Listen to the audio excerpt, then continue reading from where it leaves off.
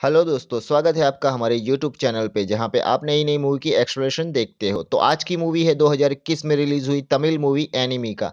ये एक action thriller movie है जिसे लिखा और डायरेक्ट किया था आनंद शंकर ने। मूवी में नजर आए थे आर्या, विशाल, प्रकाश राज, करुणाकरण और नीर नलिनी रवि। कहानी है दो बचपन के दोस्तों की और उनके प्रतिस्पर्धी स्वभाव की। तो चैनल को अभी तक सब्सक्राइब नहीं किया तो कर लेना और बेल के बटन को भी दबा देना ताकि आपसे कोई भी वीडियो मिस ना हो। चलिए मूवी को एक्सप्लेन करते हैं।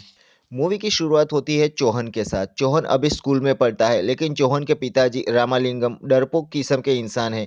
वो चौहान को लड़ाई झगड़े से दूर रहने की सलाह देते हैं। उनके पास ही में एक रिटायर्ड आईपीएस ऑफिसर रहने आते हैं जिनका नाम है परिराजन। परिराजन का भी एक बेटा है राजीव। परिराजन उसे पुलिस ऑफिसर बनाना चाहते हैं तो वो उसे पुलिस के सख्त से सख्त ट्रेनिंग देते हैं। परिराजन को ट्रेनिंग देते वक्त चौहान उन्हें देखता है। उसे भी पुलिस में जाना था तो वो वहां पास में पड़ा रूबिक उठाकर उसे घर ले जाता है और दूसरे दिन वापस वहीं रख देता है। लेकिन वापस रखते वक्त परिराजन और राजीव उन्हें देख लेते हैं। परिराजन चौहान और राजीव के बीच रूबिक का मैच रखते हैं जिसमें चौहान जीत जाता है। परिराजन उन दोनों को साथ में ट्रेनिंग देने का फैसला करते हैं लेकिन ये बात राजीव को अच्छी नहीं लगती। परिराजन उन दोनों को फोटोग्राफी मेमोरी के बारे में बताते हैं और उनके बारे में सिखाते हैं, जैसे कि हम जो देखते हैं उसकी बारीक से बारीक चीज़ अपने दिमाग में याद रखना। उन दोनों का टेस्ट लेने के लिए परिराजन एक पुलिस ऑफिसर को बुलाते हैं और उन दोनों की परीक्षा लेते हैं। चौहान बहुत ही टैलेंटेड था। वो पहचान लेता है कि जो आदमी भीड़ में है वो एक पुलिस ऑफिसर है। रामालिंगम को जब ये बात पता चलती है तो वो चौहान को डांटते हैं और उसे पुलिस में जाने से मना कर देते हैं। एक बार जब चौहान और राजीव घर पे चेस खेल रहे थे तब कोई परिराजन पे हमला करके उन्हें मार देता है। जब चौहान वहां पहुंचता है तब एक जीप वहां से गुजरते हुए देखता है। ये एक हाई प्रोफाइल केस था और दोनों चश्मदीद गवाह थे तो दोनों को पुलिस स्टेशन लाया जाता है। रामालिंगम चौहान को छुड़ाने वहां पहुंचते हैं। चौहान पुलिस से और अपने पिताजी से कहता है कि उन्हें सिर्फ 10 मिनट के लिए वहां इन्वेस्टिगेट करने दीजिए, वो खुनी को पकड़ लेगा। लेकिन रामालिंगम नहीं मानते और चौहान को वहां से ले जाते हैं। बाहर निकलते वक्त एक पुलिस वाला रामलिंगम को बताता है कि वो उसके बेटे को लेकर यहाँ से दूर चला जाए वरना उसके बेटे पे एफआईआर होगी और उसकी जिंदगी बर्बाद हो जाएगी। रामालिंगम चौहान को कसम देता है कि वो कभी पुलिस में जाने की सोचेगा भी नहीं। शिफ्ट होके आता है कुछ सालों बाद सिंगापुर में। वहाँ मिनी इंडिया नाम की एक जगह तमिल कम्युनिटी के लोग पासपोर्ट न मिलने से परेशान हैं। उनको ना ही तो नौकरी मिल रही है ना ही रहने के लिए जगह। गणेशन वहाँ के ऑफिसर से उनको पासपोर्ट देने की बात करता है। हालांकि गणेशन भी तमिल कम्युनिटी का ही आदमी है लेकिन वो ऑफिसर पासपोर्ट वापस देने से मना कर देते हैं। अब पासपोर्ट न मिलने से वो वापस घर भी नहीं जा सकते। दूसरी ओर रामलिंगम को एक छोटी बच्ची पिंकी से पता चलता है कि तमिल कम्युनिटी के लोगों के पासपोर्ट पुलिस ने जब्त कर लिए हैं और कहीं उन लोगों में उसका बेटा भी तो नहीं। ये जानने के लिए वो चौहान को फोन करते हैं तो चौहान उन्हें कहता है कि वो तो सुपरमार्केट में मिठाई लेने आया है। लेकिन चौहान उसी बिल्डिंग के ऊपर था जहां उन लोगों के पासपोर्ट रखे हुए थे। वहां वो बिल्डिंग के अंदर जाता है। चौहान का दोस्त बाबू बाहर से चौहान की हेल्प करता है। चौहान बिल्डिंग के अंदर जाके सभी पासपोर्ट चुरा लेता है और वो पासपोर्ट वापस उन लोगों को दे देता है। उन सभी को वो खाना भी खिलाता है। सिंगापुर में चौहान का खुद का ग्रोसरी स्टोर है और एक दिन जब वो किसी के घर सामान डिलीवरी करने जाता है वहां एक लड़की को परेशान देख के चौहान उसकी कंप्यूटर द्वारा पढ़ाई में हेल्प करता है। उस लड़की की एक और फ्रेंड है अश्विथा। एक ग्रोसरी से माल डिलीवर करने वाले आदमी ने उसके फ्रेंड की हेल्प की है, वो ये समझ जाती है और दूसरे दिन वो भी ग्रोसरी स्टोर में चौहान से हेल्प मांगने जाती है। लेकिन वहां चौहान के पिताजी थे तो चौहान अश्विता को वहां से भगा देता है और दूसरे दिन अश्विता से जाके मिलता है और उसकी हेल्प करता है। चौहान की हेल्प से अश्विता भी एग्जाम में पास हो जाती है और उन दोनों में प्यार हो जाता है। दूसरी ओर बीजिंग चाइना में एक मीटिंग हो रही थी क्योंकि इंडिया ने चाइनीज चीज़ों पे बैन लगा दिया है और इंडिया एक बहुत बड़ा मार्केट है। यहाँ पे 20 रुपये की चीज़ भी आसानी से फॉरेन का लोगो लगाकर 200 रुपये में बेची जा सकती है। लेकिन अरुंधति मोहन ने सारी चाइनीज चीज़ों पे और मोबाइल एप्लीकेशनों पे बैन लगा दिया है। वो लोग एक आदमी को हायर करते हैं जिसने Japanese businessman, American journalist, Bollywood actor और कई सारे लोगों की ऐसे हत्या की कि वो सारे सुसाइड लगे। जब पुलिस वहां इन्वेस्टिगेट करने जाती है तो वहां उन्हें कुछ नहीं मिलता। वो किलर कोई भी सबूत नहीं छोड़ता। अरुंधति मोहन को मारने के लिए चाइनीज लोग उसे हायर करते हैं। वो आदमी राजीव था जिसको अरुंधति मोहन को मारने का कॉन्ट्रैक्ट दिया जाता है। राजीव की मुलाकात प्लेन में अनिशा से होती है। अनिशा प्रेग्नेंट थी। सिंगापुर पहुंचते ही राजीव एक आदमी को फोन करता है। वो आदमी कलर पेंट में कुछ मिला रहा था। उसका नाम जोसेफ है। वो और उसकी गैंग दीवालों पे पेंट करने का काम करती थी। राजीव को फोन पे वो बताता है कि वो भी तैयार है। राजीव की मुलाकात इत्तेफाकन एक बार फिर से अनिशा से होती है होटल में। चौहान और बाबू डिलीवरी का सामान गाड़ी में भर रहे थे तभी वहां पास ही में एक गैस एजेंसी में ब्लास्ट होता है और 11 तमिल कम्युनिटी लोगों की मौत हो जाती है। ये ब्लास्ट चौहान की आंखों के सामने ही होता है। सरकार उन सबको 5 लाख रुपए देने का वादा करती है और इतने पैसों में तो उनकी डेड बॉडी भी इंडिया वापस नहीं लाई जा सकती थी। चौहान रात के वक्त वहां ब्लास्ट की जगह तहकीकात करने जाता है। वहां एक डॉग मरा पड़ा था, लेकिन पास ही में काम करता एक आदमी बताता है कि वो अभी तक जिंदा था, पता नहीं कैसे मर गया। चौहान को वहां एक केमिकल मिलता है तो वो वहां की लाइट बंद करवाता है। वहां दीवार पे पेंट किया गया था और उसी पेंट में एसिड डालकर ये पेंट करवाकर ये ब्लास्ट किया गया था। और ये एक ऐसा सोचा समझा ब्लास्ट था। चौहान जोसेफ को पकड़ता है क्योंकि उसी ने वहां पेंट किया था और मार खाने के बाद वो बता देता है कि व्हाट्सएप के जरिए एक आदमी ने उसे ये काम सौंपा था और उसने कुछ सामान भी मंगवाया था। चौहान उससे वो सामान की लिस्ट ले लेता है और जोसेफ को पुलिस को सौंप देता है, लेकिन पुलिस उससे ज़्यादा इन्फॉर्मेशन नहीं निकाल पाती। जोसेफ से जो लिस्ट मिली थी वो सारी चीज़ें हैकिंग में इस्तेमाल होती थी, मतलब कि ये ब्लास्ट सिर्फ डाइवर्ट करवाने के लिए किया गया था।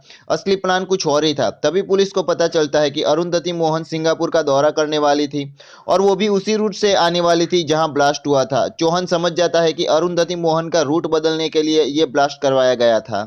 पुलिस चौहान को बताती है कि अरुंधति ने अपना रूट नहीं बदला है और वो तमिल कम्युनिटी के इलाके से होकर ही यहाँ आएगी। अरुंधति मोहन सिंगापुर पहुँचती है और ब्लास्ट में मारे गए सभी 11 तमिलियनों के लिए दुख जताती है। वो जिस रास्ते से जाने वाली थी वहाँ के मोबाइल नेटवर्क बंद कर दिए जाते हैं और पूरी सिक्योरिटी के साथ अरुंधति मोहन को लाया जाता है। वो जहाँ पे भाषण देने वाली थी वहाँ चौहान और बाबू भी पहुँचते हैं। अरुंधति वहाँ पहुँचती है और उन 11 तमिलियनों को श्रद्धांजलि देती है। राजीव भी वहीं आसपास अरुंधति को मारने तैयार था। तभी पुलिस फोन करके चौहान को बताती है कि जो लिस्ट उसने जोसेफ से हासिल की थी वो 100 मीटर रेडियस के हैकिंग टूल्स थे जो मेडिकल लाइन में इस्तेमाल किए जाते हैं। चौहान को पता चलता है कि अरुंधति की हार्ट सर्जरी करवाई गई थी। राजीव हैकिंग टूल्स की हेल्प से अरुंधति के पेसमेकर को कंट्रोल करने लगता है और अरुंधति को दिल का दौरा पड़ने लगता है। तो चौहान सिक्योरिटी गार्ड से पिस्तौल छीन के अरुंधति पे फायर करता है और उसे गोली मार देता है। पुलिस चौहान को गिरफ्तार कर लेती है। राजीव कुछ समझ नहीं पाता कि मशीन ने काम करना कैसे बंद कर दिया। असल में चौहान के गोली चलाने से राजीव के टूल्स ने काम करना बंद कर दिया था। पुलिस चौहान को टॉर्चर करने लगती है और उस पर अरुंधति को मारने का इल्जाम लगाती है। तभी उस ऑफिसर पे डॉक्टर का फोन आता है और डॉक्टर उसे बताता है कि जिसने भी गोली चलाई वो अरुंधति को बचाना चाहता था। कोई अरुंधति के पेसमेकर को कंट्रोल कर रहा था। पुलिस चौहान को छोड़ती है। चौहान पुलिस को बताता है कि किलर वहीं 100 मीटर रेडियस के अंदर ही है और वो ग्रैंड होटल अरुंधति के पीछे ही थी, जो चौहान को पता चल जाती है। चौहान पुलिस को होटल भेजता है ताकि वो उस किलर को पकड़ सके। राजीव भी अभी तक होटल से निकला नहीं था। वो पुलिस को अपनी ओर आता देखता है, लेकिन वो भागता नहीं और अपने आप को गिरफ्तार करवा देता है। उसके लैपटॉप से अरुंधति और उसके सिक्योरिटी की फोटो मिलती है। पुलिस वैन में वो पुलिस को धमकी देता है। उसने उन सभी पुलिस वालों के घर निगरानी पर थे। अगर पुलिस वालों ने उसे नहीं छोड़ा तो वो पुलिस वालों के परिवार को खत्म कर देगा। टनल में पहुंचते ही पुलिस राजीव को छोड़ देती है और उसके बदले दूसरा आदमी गाड़ी में बैठ जाता है। राजीव के पूछने पर पुलिस वाला बताता है कि उसका प्लान फेल करने वाला एक मामूली ग्रोसरी स्टोर चलाता है। पहली बार राजीव का प्लान किसी ने फेल किया था। चौहान और बाबू को टीवी न्यूज़ द्वारा पता चलता है कि अरुंधति मोहन का कातिल पकड़ा गया है और वो एक आतंकी था, रशीद खान। तभी वहां एक बच्चा आके उसे एक कवर देता है जिसमें एक चॉकलेट थी जो बचपन में परिराजन उन्हें दिया करते थे। वो बच्चा उसे राजीव तक ले जाता है। चौहान और राजीव बचपन के दोस्त थे, लेकिन राजीव चौहान से जलता था। बचपन में जब दोनों चेस खेल रहे थे तब परिराजन राजीव को आवाज़ लगाते हैं क्योंकि उन्होंने राजीव के कमरे से काफ़ी सारे पैसे और एटीएम कार्ड देख लिए थे। वो राजीव को इसके बारे में पूछते हैं तो राजीव उन्हें कहता है कि फोटोग्राफिक मेमोरी के जरिए उसने पास के एटीएम से ग्लास मिरर के जरिए उसने लोगों के पिन जान लिए। बाद में उसने उन्हीं के एटीएम चुराकर वो पैसे एटीएम से उठा लिए। ये जानकर परिराजन गुस्सा हो जाते हैं और पुलिस को फोन करते हैं। ये देखकर राजीव डर जाता है और परिराजन को मार देता है। परिराजन चौहान को राजीव से ज़्यादा इंटेलिजेंट मानते थे। परिराजन को मारने के बाद राजीव खून लगे शूज़ के दरवाजे पर प्रिंट लगाता है, फिर वही शूज़ और वो चाकू एक बैग में भर के नदी में फेंक देता है। गाड़ी को चालू करके पहिए के आगे एक पत्थर बांध के रख देता है। फिर वो ड्रॉअर में से गन और पैसे निकालकर वहीं एक जगह छुपा देता है। फिर वो वापस परिराजन के पास आता है और चौहान को आवाज़ लगाता है और जीप के आगे से वो पत्थर हटा देता है।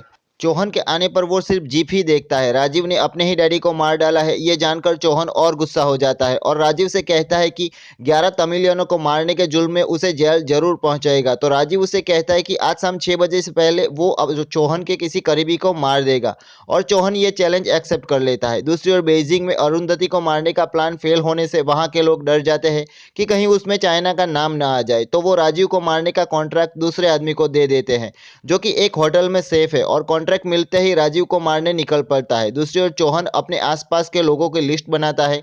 तभी वहां उसके पिताजी पहुंचते हैं तो चौहान उन्हें बताता है कि आज शाम वो अश्विता से मंगनी करने वाला है। शाम को चौहान और अश्विता की मंगनी होती है, लेकिन तभी वहां चौहान को पता चलता है कि पिंकी अभी तक घर नहीं पहुंची। पिंकी राजीव के पास थी और वो फोन करके चौहान को बाहर बुलाता है। पिंकी वहीं सामने ही खड़ी थी और राजीव चौहान को बताता है कि कुछ ही देर में क्रेन से लगा कंटेनर पिंकी पर गिरेगा और वो मर जाएगी। तो चौहान भी उसे कहता है कि उसके पास भी उसकी एक चीज़ है, उसकी बीवी अनीशा और उसका बच्चा। जब राजीव ने चौहान को चैलेंज दी तब चौहान ने उसका पीछा किया। जब राजीव और अनीशा बात कर रहे थे तब चौहान ने बाहर से सब सुन लिया। राजीव ने अनीशा के लिए फ्लाइट की टिकट बुक करवाई थी, वो उसे यहाँ से बाहर भेजना चाहता था। इतना सुनने के बाद राजीव पिंकी को बचा लेता है। जब चौहान अनीशा से मिला तब उसने पता चला कि उन दोनों ने मिलकर कई लोगों को मार दिया। राजीव बचपन से ही अनीशा को चाहता था और उसे पैसों की हेल्प करता था। अनीशा अनाथ थी, वो अपने चाचा पीटर के साथ रहती थी। पीटर जुआरी था, वो लोगों को घर बुलाकर जुआ खेलता था और पैसा हारता था। ये बात उसने राजीव को भी बताई थी। एक दिन पीटर जुए में अपनी भतीजी अनीशा को हार जाता है और वो लोग अनीशा से जबरदस्ती करते हैं। तब वहां राजीव पहुंच जाता है और उन लोगों को मार देता है। अनीशा और राजीव मिलकर पीटर को भी मार देते हैं। उसके बाद वो दोनों वहां से फरार हो गए। अभी तक उन दोनों ने मिलकर कई लोगों को मौत के घाट उतारा था। उन दोनों को अरुंधति मोहन को मारने का कॉन्ट्रैक्ट दिया जाता है।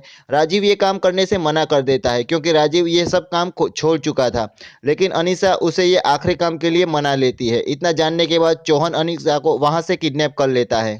चौहान राजीव को पिंकी को छोड़ने पर मजबूर करता है। आगे वो राजीव से कहता है कि 11 तमिलियनों के मारने के जुर्म में वो खुद को पुलिस के हवाले कर दे, वरना वो अनीशा को मार देगा। चौहान के पास अनीशा के जाली पासपोर्ट थे। अगर राजीव ने पुलिस को सरेंडर नहीं किया तो वो पासपोर्ट पुलिस को दे देगा और अनीशा को जेल भेज देगा। अगर राजीव सरेंडर हो जाएगा तो वो अनीशा को छोड़ देगा। जब चौहान और राजीव के बीच ये बातचीत हो रही थी तब वो किलर राजीव और अनीशा को देख लेता है और वो ये बात उन चाइनीज लोगों को बताता है कि शायद वो लड़की राजीव की वाइफ या गर्लफ्रेंड है। अब राजीव ने तो पुलिस में सरेंडर कर दिया था, तो इस डर से कि कहीं राजीव उनका नाम न बता दे, वो किलर को अनीशा को मारने का ऑर्डर दे देता है। दूसरी ओर चौहान अनीशा को पासपोर्ट देके एयरपोर्ट छोड़ देता है, लेकिन एयरपोर्ट पे वो किलर अनीशा को पकड़ लेता है और उसे बेरहमी से मार देता है। जेल में ये बात राजीव को न्यूज़ के जरिए पता चलती है तो वो बहुत गुस्सा होता है। उसे लगता है कि चौहान ने ही उसे मारा है। वो पास ही में पड़ी फिश चबा लेता है और उसे सांस लेने में तकलीफ होने लगती है। जब राजीव को एम्बुलेंस में अस्पताल ले जाया जाता है तब वो वहां से भाग जाता है और दूसरे किलर को चौहान को मारने का कॉन्ट्रैक्ट देता है। दूसरी ओर चौहान को भी पता चलता है कि अनीशा का किसी ने खून कर दिया है और इसी वजह से राजीव उसके परिवार को जरूर नुकसान पहुंचाएगा। तो वो गणेश को फोन करके रामलिंगम को एयरपोर्ट लाने को कहता है। गणेश रामलिंगम को लेने ग्रोसरी पहुंचता है। दूसरी ओर चौहान पे भी हमला होता है, लेकिन चौहान उन गुंडों से बच निकलता है। राजीव वापस अस्पताल पहुंचता है, वहां से अनीशा की डेड बॉडी निकाल कर ले जाता है और उसे दफना देता है। गणेश फोन करके चौहान को बताता है कि कुछ लोग बंदूक लेके स्टोर के बाहर खड़े हैं। चौहान उसे कहता है कि स्टोर में कलर पेंट पड़ा है, उसे दरवाजे पर गिरा दे। गणेश ऐसा ही करता है और वो कलर उन गुंडों के गाड़ी के टायर पर लग जाता है। बाद में गणेश रामलिंगम को लेके पिछले दरवाजे से निकल जाता है। जब गुंडे ग्रोसरी स्टोर में पहुंचते हैं तो अंदर कोई नहीं था। रामलिंगम को तमिल कम्युनिटी के लोगों ने हेल्प की है, ये जानकर राजीव वहां के सारे बच्चों को किडनैप कर लेता है। सब लोग इकट्ठा हो जाते हैं, उनको पता नहीं था कि क्या हो रहा है। तब राजीव उन्हें बताता है कि सब बच्चों को उसी ने किडनैप किया है क्योंकि चौहान ने उसकी बीवी और बच्चे को मार डाला था। अगर रामलिंगम वापस नहीं आए तो वो सारे बच्चों को मार डालेगा। गणेश की बीवी ये बात गणेश को बताती है कि किडनैप हुए बच्चों में उसकी भी बच्ची है। चौहान जब गणेश को फोन करता है तब वो उसका फोन काट देता है और रामलिंगम को लेके वापस पहुंचता है। दूसरी ओर चौहान राजीव को जिस अकाउंट से पैसे ट्रांसफर हुए थे वो अकाउंट चेक करता है तो उतनी ही बड़ी रकम एक और आदमी को ट्रांसफर हुई थी और उस आदमी को चौहान ने एयरपोर्ट पे भी देखा था। चौहान समझ जाता है कि उसी आदमी ने अनीशा को मारा है। गणेश का फोन बंद था तो कुछ गलत हो रहा है, ये समझकर चौहान अश्विता और बाबू को प्लान में रवाना कर देता है। दूसरी ओर राजीव तमिल कम्युनिटी के लोगों को कहता है कि तुम रामलिंगम को मार दो और वो बच्चों को छोड़ देगा, लेकिन कोई भी रामलिंगम को नहीं मारता। पिंकी फोन करके चौहान को सारी बात बताती है तो चौहान पिंकी से कहता है कि स्टोर का इलेक्ट्रिक फ्यूज निकाल दे। पिंकी वैसा ही करती है और अंधेरे में वो कलर साफ साफ दिखने लगता है। पिंकी चौहन को आगे तक का रास्ता बताती है। बाद में चौहन पिंकी को वापस भेज देता है और आगे से वो खुद उस रास्ते पर जाने लगता है। चौहन वहां की सारी लाइट बंद कर देता है और टायर मार्क्स के जरिए वो बच्चों तक पहुंच जाता है। जब कोई भी रामलिंगम को नहीं मार पाता तो राजीव बच्चों को मारने का ऑर्डर दे देता है। वो बच्चों को मारने ही वाले थे कि तभी वहां चौहन पहुंच जाता है और बच्चों को बचा लेता है। ये बात जब राजीव को पता चलती है तो वो और भड़क जाता है। वो एक और गेम खेलता है। वो रामलिंगम को फोन करके कहता है कि अगर तुमने खुद की ही जान ले ली तो वो बच्चों को छोड़ देगा। अब रामलिंगम को तो पता नहीं था कि चौहन ने सारे बच्चों को छुड़ा लिया है, तो वो पॉइजन पी लेता है। चौहन बच्चों को लेकर वहां पहुंचता है लेकिन तब तक देर हो चुकी थी। रामलिंगम ने जहर पी लिया था। आगे रामलिंगम चौहन से कहता है कि अगर उसने 20 साल पहले चौहन की बात मानकर उसे वो केस सॉल्व कर दिया होता तो आज राजीव यहाँ नहीं होता। चौहन रामलिंगम को बचाने की कोशिश करता है लेकिन रामलिंगम मर जाता है। राजीव चौहन को उकसाता है और उसे मिलने बुलाता है। चौहन राजीव से मिलने जाता है। वहां उन दोनों की लड़ाई होती है जिसमें चौहन राजीव पे भारी पड़ता है। चौहन राजीव को बिल्डिंग पे लटका देता है और उसे बताता है कि अनीशा का खून उसने नहीं किया। अनीशा का खून उन लोगों ने किया है जिन्होंने उसे अरुंधति को मारने का कॉन्ट्रैक्ट दिया था। राजीव चौहन को बचाने को कहता है क्योंकि वो अनीशा के कातिलों को मारना चाहता था, लेकिन चौहन उसे नहीं बचाता और उसे बिल्डिंग के नीचे गिरा देता है। मूवी के आखिर में चौहन और उसका बेटा रामलिंगम और राजीव की कब्र पर फूल रखने आते हैं और मूवी खत्म। दोस्तों मूवी बहुत ही अच्छी है और आपको जरूर इसे देखनी चाहिए। वीडियो अच्छी लगी हो तो लाइक एंड शेयर जरूर कर दीजिएगा। मैं मिलूंगा आपको अगले वीडियो में, तब तक के लिए गुड बाय, टेक केयर।